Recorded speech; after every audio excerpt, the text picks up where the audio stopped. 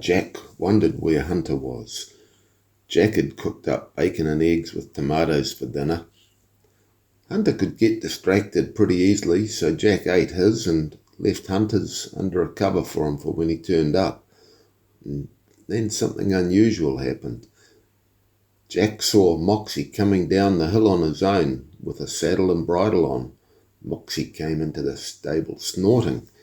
Jack went across to the main house. Neither Smith or his wife were there.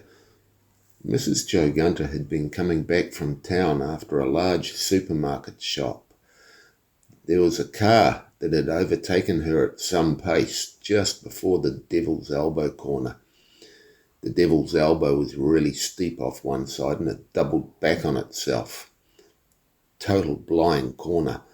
That overtaken car had sped into the corner with its inside wheels over the yellow line. And then a transport truck coming from the other direction at that same time clipped it. The car rolled and went over the embankment. Mrs. Hunter Joe Gunter, she put a phone call into the police.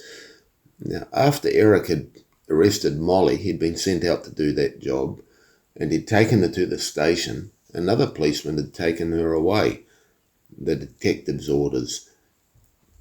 Eric was put straight back onto traffic duty, and he didn't know where the suspects had been taken, didn't know where Molly had been taken. He knew the chief and detective didn't trust him. Before they left the Glocky mansion, the chief had said to him, "That was a shit search you did." Hence, he'd been put back onto traffic duty. Before he went out on traffic duty this time, he downloaded the camera evidence from his body cam from the Glockies, and just in time, the staff sergeant turned up and collected it. Chief's orders, he said, and Eric knew he'd done a perfect search. Eric was the first to the Devil's Elbow. He called in traffic management and the other emergency services, and then he scrambled down to the car. All three occupants were heavily tattooed and very dead. None of them were wearing seat belts. The bodies were taken away and the car winched up the embankment. Eric then had a good look in the car. To his surprise, there were 3 machine pistols in the car. Sitting in the glove box was a slip of paper with the Joe Gunter's address on it, underlined in the words "Bang Bang." Eric knew it was Sir Gunter's address because he had been there before. Eric interviewed Mrs. Joe Gunter and asked her if she could call her husband, which she did, and Smith turned up almost immediately. Eric had them look at the bodies to see if they recognised any of them. They didn't. Eric wondered if they knew their son had been arrested. The chief had issued a blanket blackout about saying anything to anyone. Eric knew there was something bigger going on here, but he couldn't put his finger on it. He went back to the station and wrote a report. It was dark when the Joe Gunters eventually got back to their house. Jack rushed over before they even got out of their car to tell them he thought Hunter was missing. He'd had a good look until it got dark. Mrs. Joe Gunter said he had been going up to the Glockies. Smith phoned Glocky up and got a voice message. He jumped into one of the farm buggies to go up to the far paddock. That's the way Hunter would have gone. Jack went with him. When they got to the far gate, there was a police car blocking access to Glockies. Smith went over to see what was happening. He was asked his name and business. The policeman phoned someone and then arrested Smith. Shortly after, a squad car turned up and took Smith away. Jack hightailed it out of there. Mrs. Joe Gunter could hardly believe what she was hearing from Jack. She phoned the police station and they knew nothing. Somehow this was all connected. A car with gang thugs and machine pistols and the Gunter address, Hunter not home, Moxy wandering, Smith arrested. She knew that Maguire would be behind all this. Mrs. Joe Gunter stayed up late and packed supplies into a chili bin. Early the next morning, just before dawn, she woke her youngest child up and told her they had to go. Once Hunter's sister was up and knew they were going to the camp to hide out for a bit, she said, "What's Hunter done this time?" They hitched Moxy up to the cart and headed out to the camp. It was up a small secret valley on their farm. There was a shelter under the trees with a raised platform you put a tent on. They had a solar panel that powered a fridge hidden in an old stump. There was a beautiful freshwater stream that bubbled up from a spring, a really well-hidden, secluded spot. Mrs. Joe Gunter had left a message for Smith if he by some chance came back to the house. Gone to Eden. Glocky's man delivered a package to Glocky's lawyer. It had the video from the lab that he'd downloaded in it, and a description of what had happened. He then headed off on a long scooter ride to visit a general. After Glocky's mass destruction,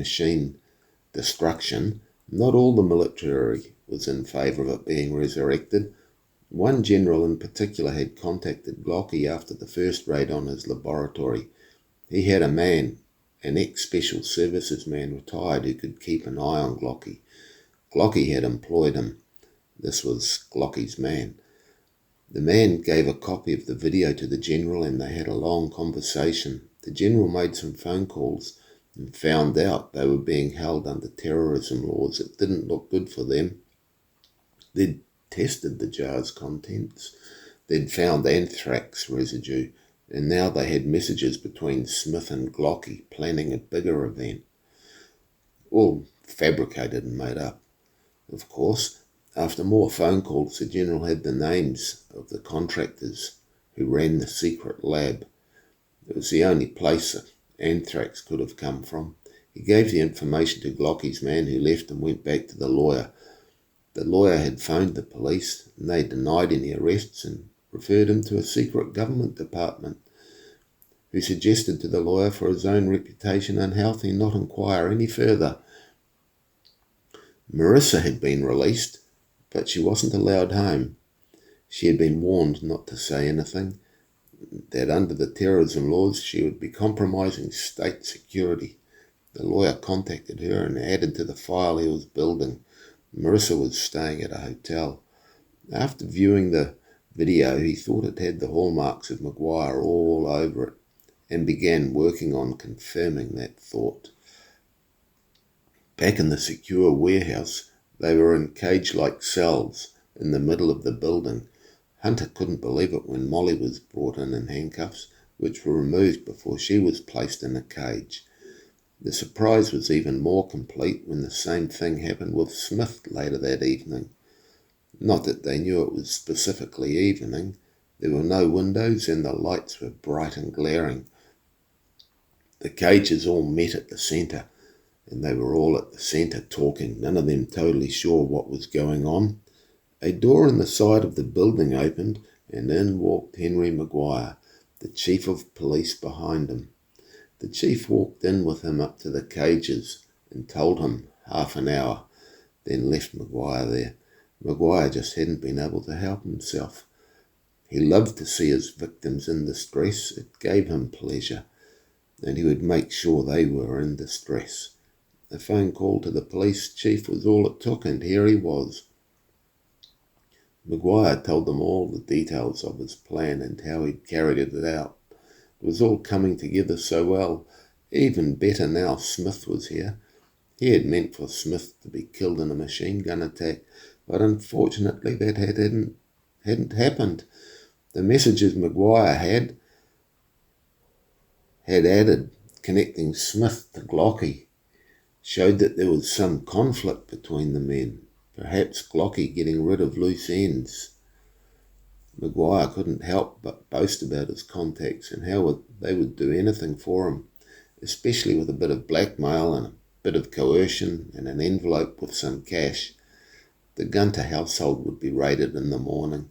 Maguire went right up close to Hunter when he told him the big horse was going into the grinder alive. He walked up to Molly and told her she would stay alive long enough for some fun. Unfortunately, they wouldn't make it to the courts or another holding cell. They would disappear into horse glue. Maguire said he was going now to talk to his people about changing the messages slightly. Perhaps some better links to a terrorist group and a plot gone wrong and vengeance being extracted. He walked out rubbing his hands. It put a positive grin on his face to see so much distress. The police chief asked what was next. He knew he couldn't hold them for much longer before questions would be asked, perhaps by people who Maguire had no influence over. Maguire told him that a crew would come in to remove them the next night. The guard would be shot, so make sure the chief put someone on duty he didn't like. The police chief decided as soon as he could he would enact his plan B and get out of all of this, get away. Maguire was going too far, too many loose ends. It seemed he was becoming unhinged. As soon as Maguire had left, Hunter said, "I can get out." And the others didn't waste any time asking how, they just said, "Go." One of Glocky's previous inventions had been a very strong thread. He'd given Hunter a pair made into bootlaces to see how they held up. They'd done pretty well. In fact, they hadn't deteriorated at all. Hunter removed the bootlaces and pulled the caps off the end of the laces. They were made up of many strands. They unravelled and he had a length of twine, a good length. In each of the cells there was a camp stretcher. He pulled the metal leg off one side and tied it to the string. On a table that Hunter reckoned was about 12 metres away, his bag sat, along with everything they had in their pockets when they'd been searched. He reached through the bars and flicked the rod at the table. It was a perfect cast and caught his bag. Hunter drew it to the cell. He opened his bag and took the tomahawk out. He'd seen the cell doors were all locked with big hardware shop brass padlocks that hung down from the hasps. He swung the tomahawk at the padlock and connected with it. It sprung open. However, the head of his tomahawk broke off. Glocky called to Hunter and tore a button off his jacket and handed it to Hunter. He quickly told him, "It's got a recorder in it, sound and video. Get it to my man. He'll be somewhere out there and will know what to do with it. Tell him to get it to my lawyer." Hunter had just put his bag over his shoulder and was about to try and fix up his bootlaces when the door opened. Hunter sprinted to the far side of the building. The building was clad in corrugated iron. He had helped BP fix up a hay barn and knew you could rip the sheets off. He could see the join where a sheet overlapped another sheet, and he flew through the air, turning sideways to hit the wall. He flinched, expecting some pain. Instead, he flew right through the wall as the nails popped and the iron opened up. He was outside and ran to the fence. One of his boots fell off, but that didn't stop him. He didn't know, but it was the early hours of the morning. Hunter fled down the road, looking for somewhere to get off the street. He reached a dark alley when a man stepped out. Hunter recognized him. It was Glocky's man, and he had a scooter. Hunter didn't hesitate and jumped on the back. They sped out of the area. When they found a quiet space, they stopped, and Hunter explained everything. The man looked at the button and said, "We've got to get back to the Glockies to decode and upload this." They rode past the entrance to Glockies, and there was now a military jeep there parked across the driveway.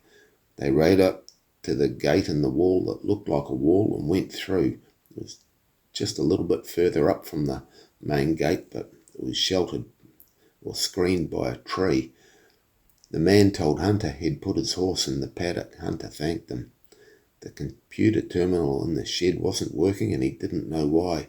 They'd have to get into the house to decode the button.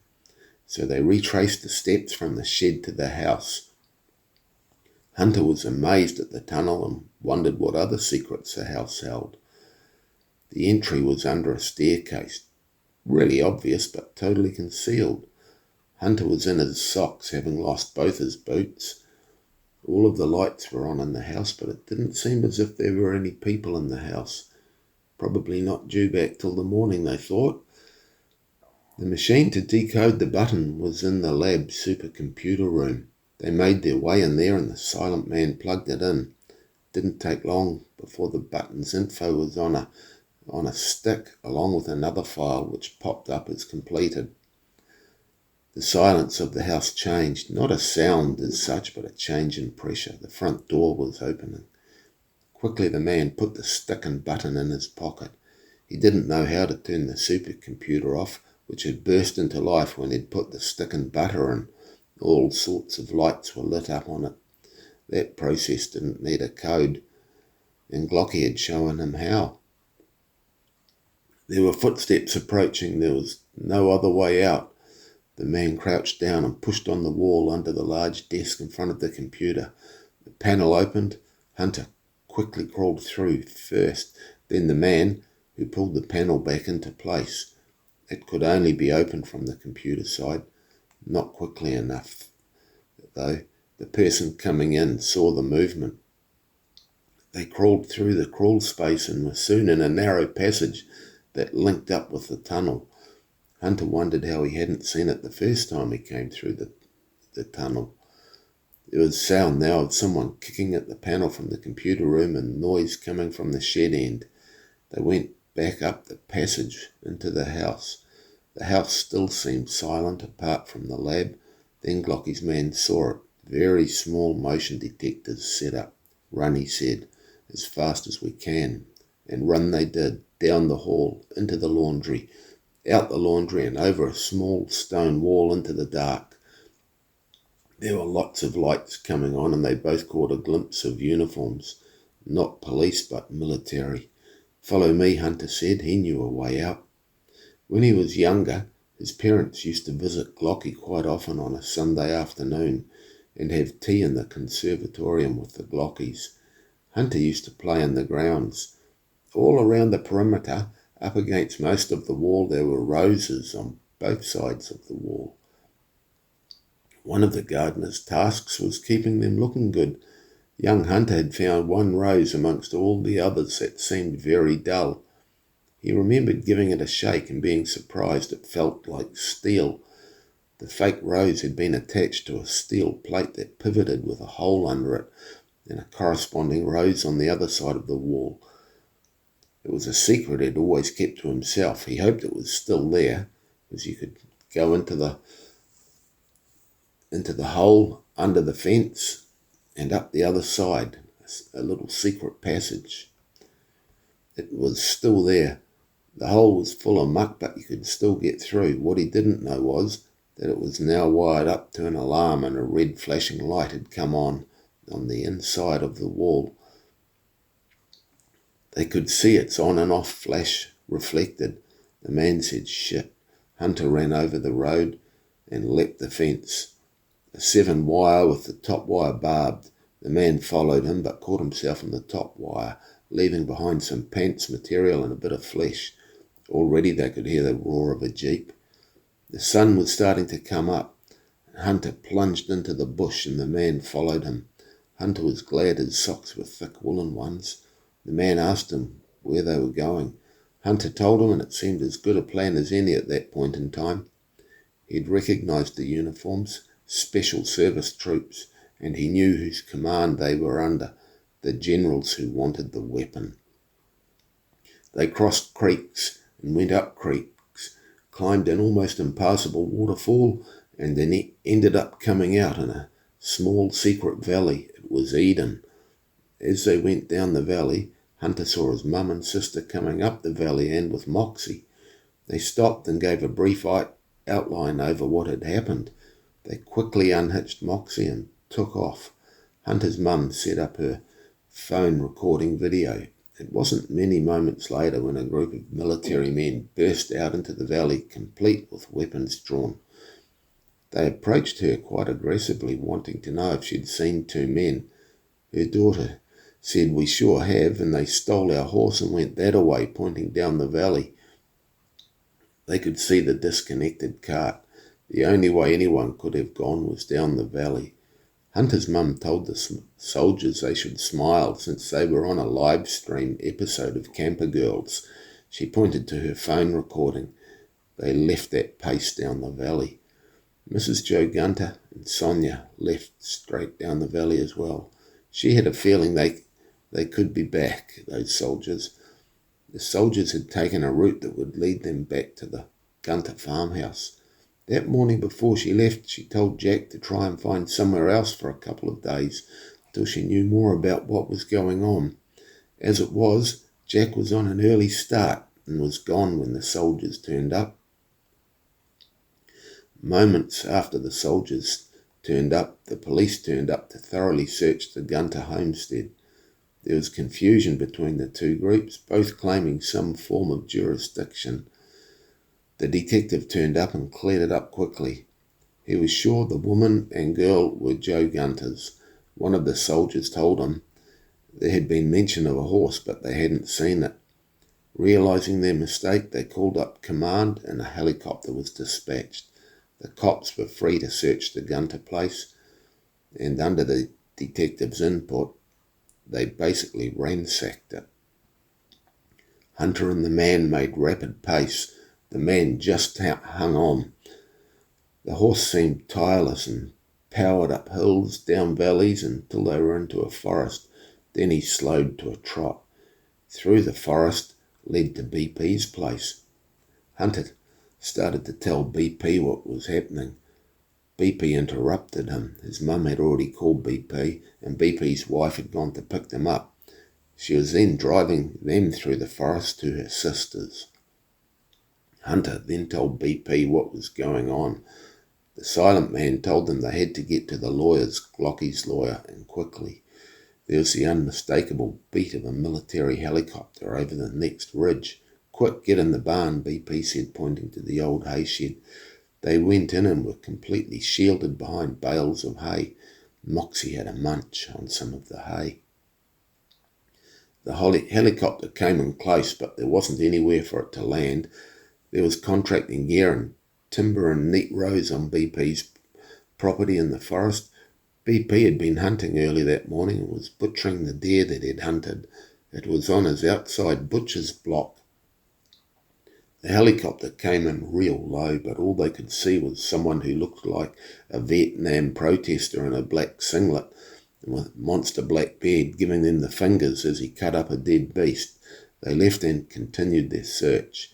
Once they were gone, BP put the deer carcass into the chiller room and called them out from the hay shed. Moxy was quite content to continue on in the shed, just munching on hay.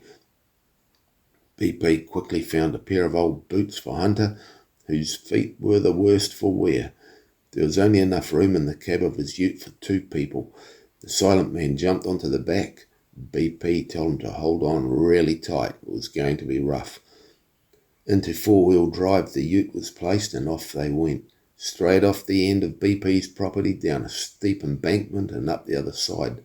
They dropped into a riverbed with big boulders and crawled along with the ute rocking side to side. Hunter wasn't sure how the man on the back stayed on. In the cab it was bucking up and down and it was all you could do to hold on, being thrown around. They came to an impossibly steep, slippery hill, and BP had them run a wire rope out from the big winch on the front. They wrapped it around a tree and the ute clawed its way up. They ran on forestry roads and ducked between trees, along ridges and through bogs. Eventually they came to a forestry gate.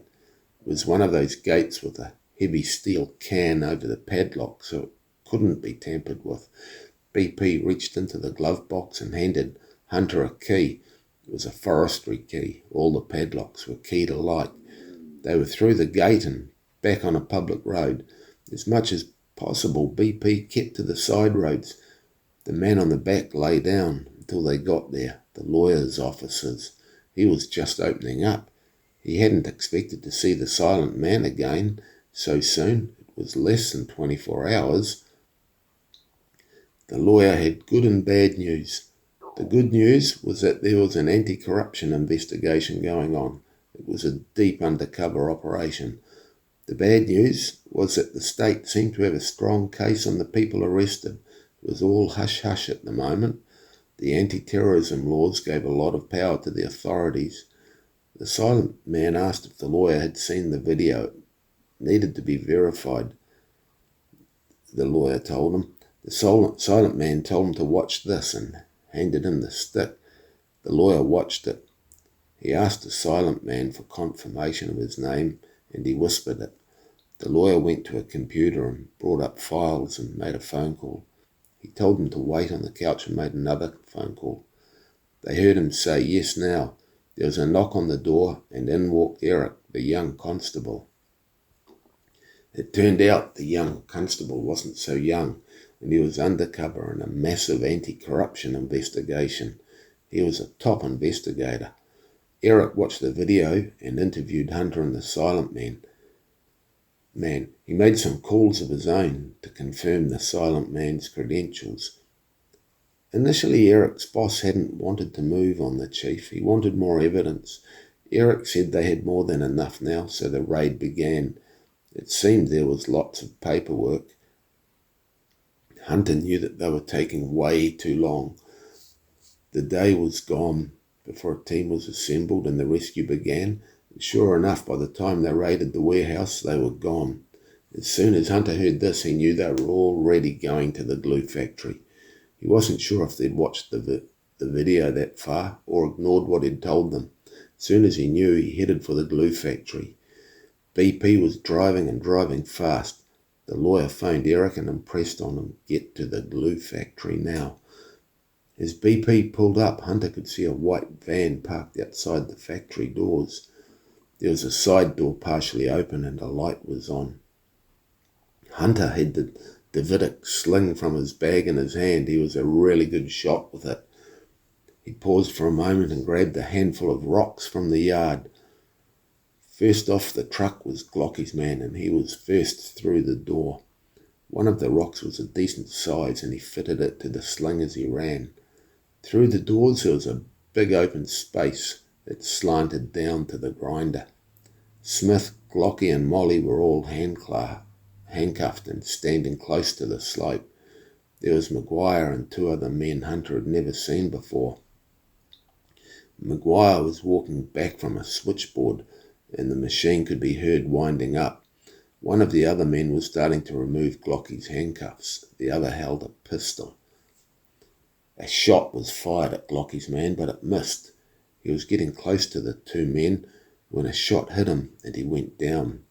They were distracted from noticing Hunter.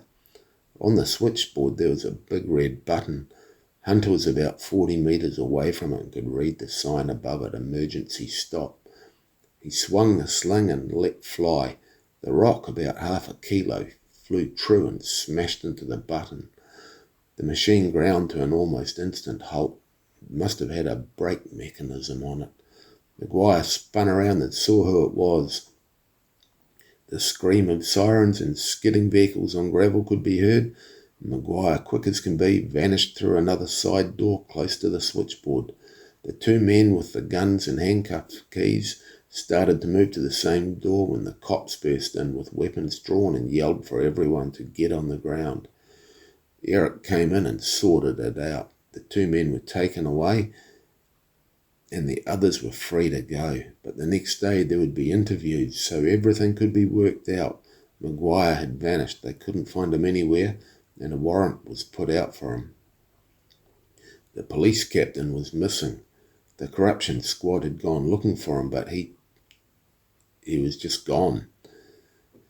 A warrant was put out for his arrest also. When the police tried to take Glocky back to his place, there was still a jeep blocking the driveway. A phone call to Marissa had seen her get there first, and she was arguing with some military people. Eric turned up, and after some phone calls told them it couldn't be sorted that night. Glocky and Marissa ended up going to the Hunters. They were all back there, including BP and the lawyer. Amongst the mess the police had made searching their house, Mrs. Joe Gunter made space and made some toasted sandwiches. Molly helped her. Glocky was talking to Smith. Glocky, being a scientist, was a man of great logic. He said to Smith, "I didn't know you were a praying man." And Smith responded, "When you're about to go through a meat grinder, the only thing for better or worse is to call out to the Lord." Glocky admitted he'd been about to say some prayers himself. Molly said she too had been praying silently, though part of her prayer was hoping their captors fell into the machine. Eric had placed a guard outside the Gunters. With Maguire on the loose, he wasn't taking any chances. The next morning, statements were taken, and the Glockies went on their way with Molly. The military had left, The supercomputer was gone, but Glocky wasn't too worried. They'd never get into it, and the information was backed up. He was making notes for his lawyer to go to war with them over it, though. Secrecy and terrorism laws be damned when state corruption kicks in. The state exams kicked in at the end of that week. Hunter attended and passed. Molly did rather well. It seemed that life was almost normal. Molly finished school after the exams. She wouldn't be going back. The Glockies told her she was free to stay as long as she liked. The investigators looking into the disappearance of the police chief found a lot of shredded papers at his residence, but managed to piece enough of them together to get a better picture of his corruption. They found some links to Maguire, and it seemed the police chief had kept records of every envelope received from Maguire. During that week of exams, a body had been found face down in a lake in the furthest reaches of the county up in the mountains. It was identified as the chief of police. The nearby cabin was searched, and it appeared he had changed his identity. It seemed he'd been preparing to flee for quite a long time. His head was bashed in, and they didn't find who did it. The area had many secluded and private lodges dotted around the lake. Out of interest, Eric had a search done of the ownership of the lodges. There were about 300 of them, and most of them were held in various trusts and corporations. The ownership of them was not easy to work out. If he'd pursued this line of inquiry more thoroughly, he may have discovered that one of the lodges was owned by a corporation that was owned by the Maguires through a holding company. The two men who had been about to push Smith and Glocky into the meat grinder, then take Molly away, were local gangsters. They were the hard men for the gang enforcers. A considerable sum of cash was found in 2 envelopes that had their DNA all over them in the van. Eric knew that the police chief had been involved with the gang, allowing the drug trade to flourish. What he didn't know was Maguire was the one who arranged the trade of drugs into the county. Perhaps the only member of the gang who did was the gang president. The gang looked after their own, and a top lawyer from Maguire Law was appointed to represent them. Eric knew they'd do prison time, but not as much as he would have liked. The police department ended up having a big clean-out. The detective ended up squealing to try and get into a prison where the general prison population wouldn't be all trying to kill him. About a quarter of the police and the administration were implicated one way or another in the corruption charges. There were plenty of vacant positions available in the police now. Eric was appointed to run the entire county. He was the new chief of police. It bugged Eric that Maguire had gotten away. He kept the investigation open and assigned a detective to the case. The file got bigger and bigger, but they were no closer to finding Maguire. At some point, political pressure was brought to bear, wanting resources to be used in other areas and to forget about Maguire. Eric was sure that Maguire would be influencing this sort of pressure somehow. During the ongoing investigation, they had discovered links to political figures. Nothing that could be proved in a court, but very disturbing all the same. Eric agreed to put the resources elsewhere. His detective, however, he kept on the case, disguised as doing other duties. Eric knew Maguire was out there and he was going to keep on looking. The police department issued apologies to Smith, Hunter, Glocky, Molly and Marissa for wrongful arrest. They all framed them and put them up on their walls. One thing that Eric had been able to find out was that there had been a flight out of the country on the night of the glue factory raid. The flight was from a private airfield. It had taken off less than 2 hours after the raid. He hadn't been able to discover who was on it or where it went to.